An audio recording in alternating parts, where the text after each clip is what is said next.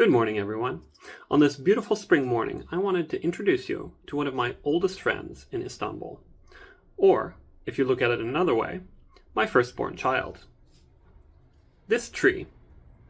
This tree is very special to me. Our relationship began 8 years ago as a seedling.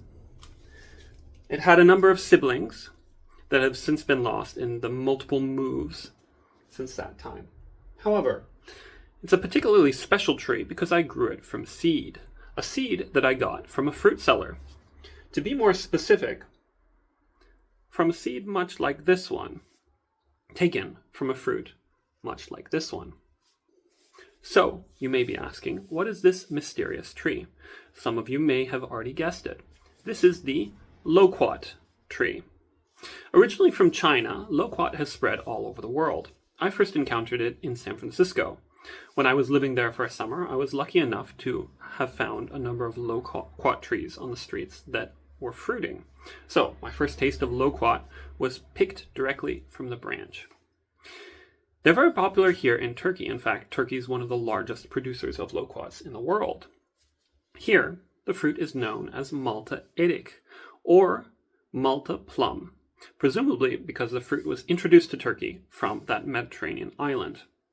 However, there's a more poetic name in Turkish for this fruit, Yeni Dünya, or New World.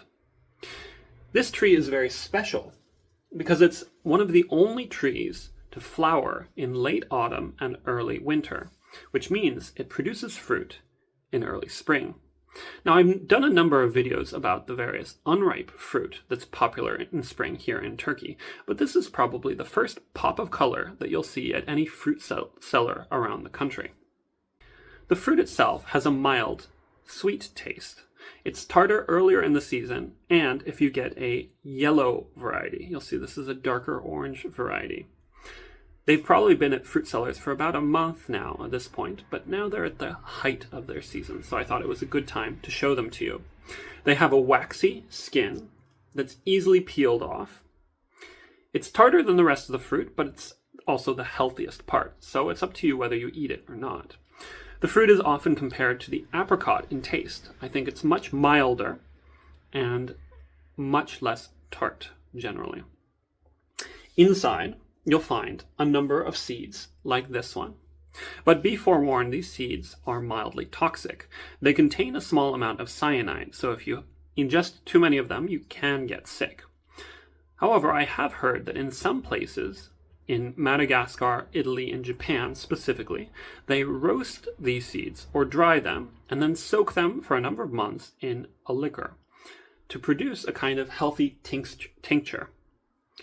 I'll leave that up to you all to try. However, this amazing tree's characteristics don't end there. Another special part of the tree is its leaves. Its leaves can be dried and made into a tea. Here in Turkey, they're generally used for anti-inflammatory purposes or to help control blood sugar.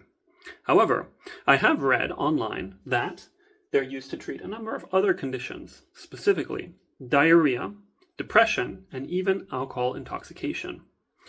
I'll leave that information to you to do with what you will.